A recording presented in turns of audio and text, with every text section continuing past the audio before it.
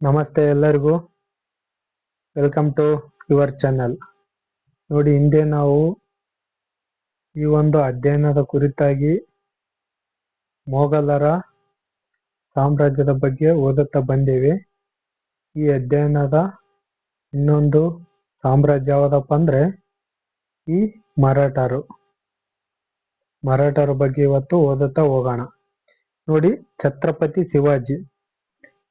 ನೋಡಿ, ಉತ್ತರ ಭಾರತದಲ್ಲಿ ಮೊಘಲರು ಉಚ್ಛ್ರಾಯ ಕಾಲದಲ್ಲಿದ್ದಾಗ ದಕ್ಕನ್ ಪ್ರದೇಶದಲ್ಲಿ ಮೊಘಲರನ್ನು ಪ್ರತಿಭಟಿಸಿ ಅಧಿಕಾರಕ್ಕೆ ಬಂದವರು ಮರಾಠರು. ಮರಾಠ ಮನೆತನದ ಸ್ಥಾಪಕ ಶಿವಾಜಿಯ ಬಾಲ್ಯ. ಶಿವಾಜಿಯು ಪುಣೆಯ ಬಳಿ ಇರುವ ಶಿವನೇರಿ ದುರ್ಗದಲ್ಲಿ ಜನಿಸಿದರು. ಇವನ ತಂದೆ ಶಹಾಜಿ ಭೋಸ್ಲೆ. ಈತನು ವಿಜಯಪುರದ ಅಂದ್ರೆ ಇವತ್ತಿನ ಬಿಜಾಪುರ ಸುಲ್ತಾನನ ಬಳಿ ಉನ್ನತ ಹುದ್ದೆಯಲ್ಲಿ ಇದ್ದುದರಿಂದ ತಾಯಿ ಜೀಜಾಬಾಯಿಯೇ ಶಿವಾಜಿಯ ಭವಿಷ್ಯ ರೂಪಿಸಿದಳು. ಅವಳು ರಾಮಾಯಣ, ಮಹಾಭಾರತ ಮುಂತಾದ ಕಾವ್ಯ ಪುರಾಣಗಳ ವೀರಾದಿ ವೀರರ ಕಥೆಗಳನ್ನು ತನ್ನ ಮಗನಿಗೆ ಹೇಳುತ್ತಾ ಅವನಲ್ಲಿ ಧರ್ಮ ರಕ್ಷಣೆ, ದೇಶಾಭಿಮಾನದ ಮನೋಭಾವವನ್ನು ಪ್ರಚೋದಿಸಿದಳು.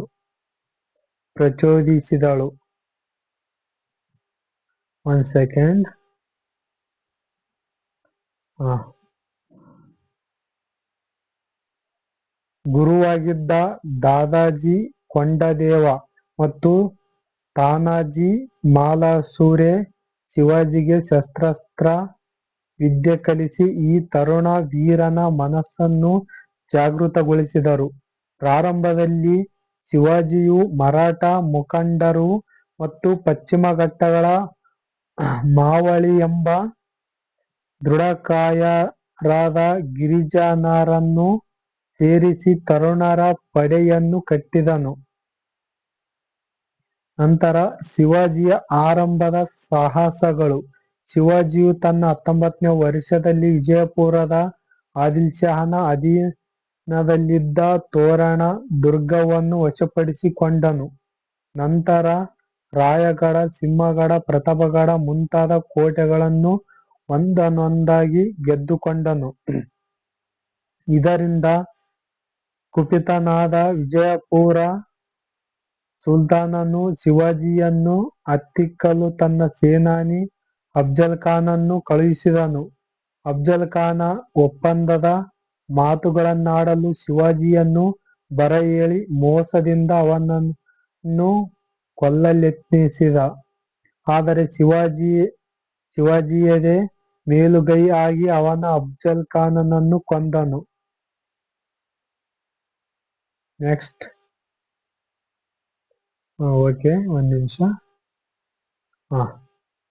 ಶಿವಾಜಿ ಮತ್ತು ಅಫ್ಜಲ್ ಖಾನ್ ಭೇಟಿಯಾದಾಗ ಪರಸ್ಪರ ಆಲಿಂಗನದ ವೇಳೆ ಖಾನನು ತನ್ನ ಕಟಾರಿಯಿಂದ ಶಿವಾಜಿಯ ಬೆನ್ನಿಗೆ ಇರಿಯುವಷ್ಟರಲ್ಲಿಯೇ ಶಿವಾಜಿ ಗುಪ್ತವಾಗಿ ಧರಿಸಿದ್ದ ಹುಲಿಯುಗುರಿನಿಂದ ವ್ಯಾಘ್ರನಖ ಆತನ ದೇಹವನ್ನು ಸೀಳಿ ಕೊಂದನು. ಮೊಘಲ ಸೇನಾನಿ ಅಪಜಯ.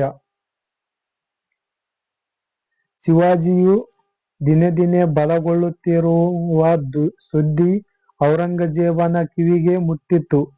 ಔರಂಗಜೇಬನು ದಕ್ಕನ್ ಪ್ರದೇಶದಲ್ಲಿ ತನ್ನ ಅಧಿಕಾರಿಯಾಗಿದ್ದ ಶಹಾ ಖಾನನನ್ನು ಶಿವಾಜಿಯ ನಿಗ್ರಹಕ್ಕಾಗಿ ಕಳುಹಿಸಿಕೊಟ್ಟ. ಆದರೆ ಶಿವಾಜಿ ಶಾಹಿ ಖಾನನನ್ನು ಉಪಾಯದಿಂದ ಸೋಲಿಸಿದ. ಶಾಹಿ ಖಾನ್ ಪುಣೆಯ ಅರಮನೆಯಲ್ಲಿ ಬಿಡುಬಿಟ್ಟಿದ್ದ.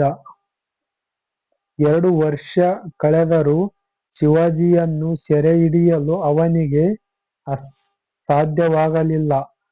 ಶಿವಾಜಿ ಸೈನಿಕರೊಂದಿಗೆ ವೇಷ ಬದಲಿಸಿ ಖಾನನ ವಾಸಸ್ಥಾನವನ್ನು ರಾತ್ರಿಯ ವೇಳೆ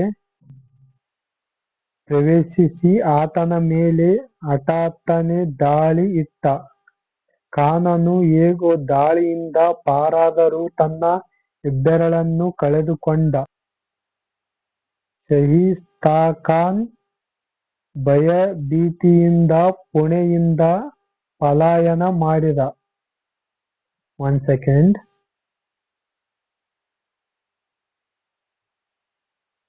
ಓಕೆ.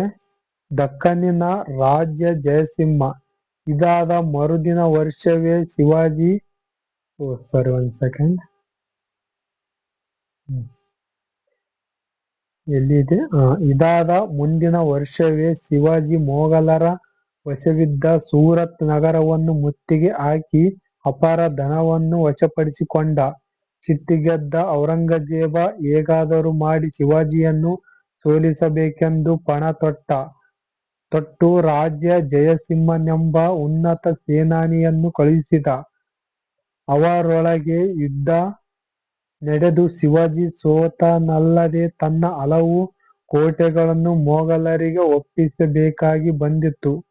ಒಪ್ಪಂದ ಮಾಡಿಕೊಳ್ಳಲು ಶಿವಾಜಿಯನ್ನು ದೆಹಲಿಗೆ ಬರಮಾಡಿಕೊಳ್ಳಲಾಯಿತು.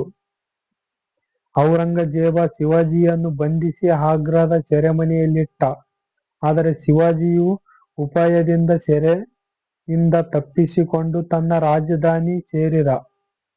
ಮುಂದೆ 2 ವರ್ಷಗಳ ಕಾಲ ಶಿವಾಜಿಯು ತನ್ನ ಅಧಿಕಾರವನ್ನು ಇನ್ನಷ್ಟು ಬಲಪಡಿಸಿಕೊಂಡ. ಕಳೆದುಕೊಂಡ ಎಲ್ಲಾ ಕೋಟೆಗಳನ್ನು ಮೊಘಲರಿಂದ ಗೆದ್ದುಕೊಂಡು ಸೂರತ್ ನಗರಕ್ಕೆ ಮುತ್ತಿಗೆ ಹಾಕಿ ಅಪಾರ ಸಂಪತ್ತನ್ನು ಸಂಗ್ರಹಿಸಿದ. ಶಿವಾಜಿಯ ಪಟ್ಟಾಭಿಷೇಕ. ಅಲ್ಪಕಾಲದಲ್ಲೇ ಶಿವಾಜಿಯ ಪಟ್ಟಾಭಿಷೇಕವು ರಾಜಧಾನಿಯಾದ ರಾಯಗಢದಲ್ಲಿ ಅತ್ಯಂತ ವೈಭವದಿಂದ ನಡೆಯಿತು. ಅವನು ಛತ್ರಪತಿ ಎಂಬ ಬಿರುದು ಧರಿಸಿ ತನ್ನ ರಾಜ್ಯವನ್ನು ಹಿಂದವಿ ಸ್ವರಾಜ್ಯ ಎಂದು ಕರೆದ. ಮುಂದೆ ಶಿವಾಜಿಯು ಜಿಂಜಿ, ವೆಲ್ಲೂರ್, ಮೈಸೂರು ಪ್ರಾಂತ್ಯದ ವಿಶಾಲವಾದ ಭೂಭಾಗವನ್ನು ಗೆದ್ದುಕೊಂಡು ಅಪಾರ ಸಂಪತ್ತನ್ನು ಕೂಡಿಹಾಕಿದ. ಆದರೆ ಮರಾಠರ ವೈಭವವನ್ನು ನೋಡಲು ಶಿವಾಜಿ ಬಹುಕಾಲ ಬಾಳಲಿಲ್ಲ. ನೆಕ್ಸ್ಟ್. ಓಕೆ. ಶಿವಾಜಿಯ ಆಡಳಿತ ಪದ್ಧತಿ. ಆಡಳಿತದಲ್ಲಿ ಸಹಕರಿಸಲು ಅಷ್ಟಪ್ರಧಾನರು ಎಂಬ 8 ಮಂತ್ರಿಗಳಿದ್ದರು. ಪ್ರಧಾನಮಂತ್ರಿಯನ್ನು ಪೇಶ್ವೆ ಎಂದು ಕರೆಯಲಾಗುತ್ತಿತ್ತು. ಕಂದಾಯ ಆಡಳಿತ. ರೈತರು ಬಿತ್ತನೆ ಬೀಜ ಮತ್ತು ರಾಸುಗಳನ್ನು ಕೊಳ್ಳಲು ಅನುಕೂಲವಾಗುವಂತೆ ಸರ್ಕಾರ ಅವರಿಗೆ ಸಾಲ ನೀಡುತ್ತಿತ್ತು. ಕೃಷಿ ಭೂಮಿಗೆ ನೀರಾವರಿ ಸೌಲಭ್ಯವನ್ನು ಒದಗಿಸಲಾಗುತ್ತಿತ್ತು. ಉತ್ಪನ್ನದ 1/3 ಭಾಗವನ್ನು ಕಂದಾಯ ರೂಪದಲ್ಲಿ ಸಂಗ್ರಹಿಸಲಾಗುತ್ತಿತ್ತು. ಸೈನ್ಯಾಡಳಿತ. ಶಿವಾಜಿಯು ಸೈನ್ಯಾಡಳಿತಕ್ಕೆ ವಿಶೇಷ ಒತ್ತು ಕೊಟ್ಟನು. ಸೈನ್ಯದಲ್ಲಿ ಕಾಲ್ದಳ, ಅಶ್ವದಳ, ನೌಕಾದಳ ಮತ್ತು ಫಿರಂಗಿ ದಳಗಳಿದ್ದವು. ಶಿವಾಜಿಯ ಸೈನ್ಯವು ಶಿಸ್ತಿಗೆ ಹೆಸರಾಗಿತ್ತು.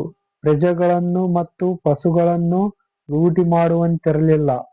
ಕೋಟೆಗಳು. ಶಿವಾಜಿ ಗೆರಿಲ್ಲಾ ಯುದ್ಧ ತಂತ್ರವನ್ನು ಬಳಸುತ್ತಿದ್ದ. ಗೆರಿಲ್ಲಾ ಯೋಧರಿಗೆ ರಕ್ಷಣೆ ಪಡೆಯಲು ಕೋಟೆಗಳು ಅತ್ಯುತ್ತಮ ಸ್ಥಳಗಳಾಗಿದ್ದವು. ಅವನ ವಶದಲ್ಲಿದ್ದ 240 ಕೋಟೆಗಳಲ್ಲಿ 111 ಕೋಟೆಗಳನ್ನು ಅವನೇ ಕಟ್ಟಿಸಿದನು. ನೋಡಿ, ಇಲ್ಲಿ ಶಿವಾಜಿಯ ಕೋಟೆ ಇದೆ, ಅಂದ್ರೆ ರಾಯಗಢ. ಇದು ರಾಯಗಢದಲ್ಲಿರುವಂತ ಕೋಟೆ. 1 ಸೆಕೆಂಡ್. ಇದು ಓದಬೇಕು ನೋಡಿ. ಚಿಕ್ಕ ಚಿಕ್ಕ ತಂಡಗಳಲ್ಲಿ ಶತ್ರುಗಳ ಮೇಲೆ ಹಠಾತ್ತನೆ ದಾಳಿ ಮಾಡುವ, ಶತ್ರುಗಳಿಗೆ ಕಾಟ ಕೊಡುವ ಯುದ್ಧತಂತ್ರವೇ ಗೆರಿಲ್ಲಾ ಯುದ್ಧತಂತ್ರ. ಯುದ್ಧ ಕಾಲದಲ್ಲಿ ಸೆರೆ ಸಿಕ್ಕಿದ್ದ ಸ್ತ್ರೀಯರನ್ನು ಅವರ ಪೋಷಕರಿಗೆ ಒಪ್ಪಿಸಲಾಗುತ್ತಿತ್ತು. ಯುದ್ಧ ಕಾಲದಲ್ಲಿ ಸೈನಿಕರು ಮಸೀದಿಗಳನ್ನು ನಾಶ ಮಾಡುವಂತಿರಲಿಲ್ಲ. ಪವಿತ್ರ ಕುರಾನಿನ ಪ್ರತಿಯು ಕೈ ಸೇರಿದರೆ ಅದನ್ನು ಗೌರವಪೂರ್ವಕವಾಗಿ ಸಂಬಂಧಪಟ್ಟವರಿಗೆ ಹಿಂತಿರುಗಿಸಬೇಕಾಗಿತ್ತು. ನೆಕ್ಸ್ಟ್. ಶಿವಾಜಿಯ ವ್ಯಕ್ತಿತ್ವ ಮತ್ತು ಸಾಧನೆ. ತನ್ನ ಜೀವನದಲ್ಲಿ ಅತ್ಯುಚ್ಚ ಗುಣಸ್ವಭಾವವನ್ನು ಹೊಂದಿದ್ದ ದೊರೆ ಶಿವಾಜಿ. ಅವನ ಪರಧರ್ಮ ಸಹಿಷ್ಣುತೆ ಅನುಸರಣೀಯವಾಗಿತ್ತು. ಶಿವಾಜಿಯು ಬಾಲ್ಯದಿಂದಲೂ ಉತ್ತಮ ನಾಯಕನಾಗಿದ್ದನು. ಶಕ್ತಿಯನ್ನು ಶಕ್ತಿಯಿಂದಲೂ, ಮೋಸವನ್ನು ಮೋಸದಿಂದಲೂ ಎದುರಿಸುವ ಕಾರ್ಯಚತುರತೆ ಅವನಲ್ಲಿತ್ತು. ಶಿವಾಜಿಯ ಸೇನಾ ವ್ಯವಸ್ಥೆ ಅದ್ಭುತವಾಗಿತ್ತು. ಗೆರಿಲ್ಲಾ ಯುದ್ಧತಂತ್ರವು ಅವನ ಪ್ರತಿಭೆಗೆ ಸಾಕ್ಷಿಯಾಗಿತ್ತು. ಒಟ್ಟಿನಲ್ಲಿ ಶಿವಾಜಿಯು ಓರ್ವ ಆದರ್ಶ ಪುರುಷನಾಗಿದ್ದನು. ಶಿವಾಜಿಯ ಗುರು ಸಮರ್ಥ ರಾಮದಾಸರು ಒಮ್ಮೆ ಶಿವಾಜಿಯಲ್ಲಿಗೆ ಬಂದು ಭಿಕ್ಷಾಪಾತ್ರೆಯನ್ನು ಚಾಚಿದಾಗ ತನ್ನ ರಾಜ್ಯವನ್ನೇ ಅವರಿಗೆ ಒಪ್ಪಿಸಿ ಕೊಟ್ಟ. ರಾಮದಾಸರು ಇದನ್ನು ಸ್ವೀಕರಿಸಿ ಮತ್ತೆ ಶಿವಾಜಿಗೆ ಹಿಂದಿರುಗಿಸಿದರು. ನನ್ನ ಪರವಾಗಿ ನೀನು ರಾಜ್ಯವಾಳು ಎಂದು ಹರಸಿದರು. ಸಂತ ರಾಮದಾಸರ ಪ್ರೇರಣೆಯಿಂದ ಮಹಾರಾಷ್ಟ್ರದಲ್ಲಿ ಸುಮಾರು 1200 ಗರಡಿ ಮನೆಗಳನ್ನು ಸ್ಥಾಪಿಸಲಾಗಿತ್ತು. ನೆಕ್ಸ್ಟ್ ಶಿವಾಜಿಯ ಛತ್ರಪತಿ ಶಿವಾಜಿಯವರ ರಾಜ್ಯ ಈ ತರ ಇದೆ ನೋಡಿ. ಆಡಳಿತ ಪ್ರದೇಶ ಭೂಪಟದಲ್ಲಿ ನೋಡಿಕೊಳ್ಳಿ. ಈ ಲಾಸ್ಟ್ ಕಾಲಗಣನೆ.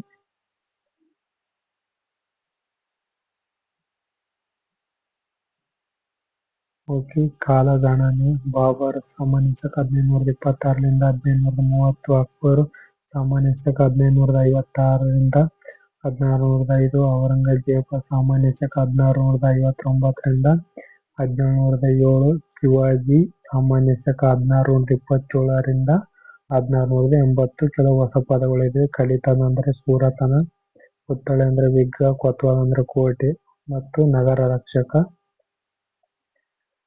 ಜೇಸಿ ಅಂದ್ರೆ ಮುಸಲ್ಮಾನ್ ದೊರೆಗಳು ಪ್ರತಿಯೊಬ್ಬ ವ್ಯಕ್ತಿಯು ಕೊಡಬೇಕೆಂದು ಹಿಂದೂ ಜನರ ಮೇಲೆ ವಿಧಿಸುತ್ತಿದ್ದ ತಲೆಗಂದಾಯ. ಸರದಾರ್ ಅಂದ್ರೆ ಮುಖ್ಯ ಅಧಿಕಾರಿ. ಹಿಂದವಿ ಸ್ವರಾಜ್ಯ ಅಂದ್ರೆ ಹಿಂದೂ ಸ್ವರಾಜ್ಯ. ಛತ್ರಪತಿ ಅಂದ್ರೆ ಮಹಾರಾಜ ಅಂತ ಅರ್ಥ. ಓಕೆ, ಟೆಕ್ಸ್ಟ್ ಈ ಅಧ್ಯಯನದ MCQಗಳನ್ನು ಬಿಡಿಸುತ್ತಾ ಹೋಗೋಣ. Thank you so much for watching this video. Thank you to all.